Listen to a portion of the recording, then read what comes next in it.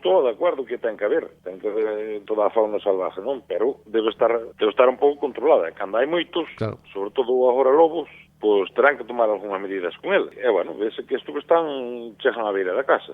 Eu fai 15 días, un dos obreros encontrouse con 3 nunha finca. E na beira acercábase ao trator. Un deles acercouse ao trator. Eran 3, sí. 3 grandes, E hai xente maior aquí que vai pasear polas pistas e polos camiños. Eu non sei, calquera día, ao mellor encontrámonos co que menos pensamos. Se é a cuarta vaca e dúas ovellas. Menudo festín se pegaron.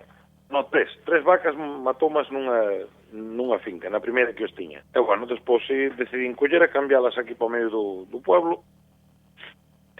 Pois tiña 2 fios de alambre, incluso as metía de noite para dentro, e pola mañán sueltabas. Nesta última finca, pois, mataronme 2 vacas, unha vaca e 2 ovellas.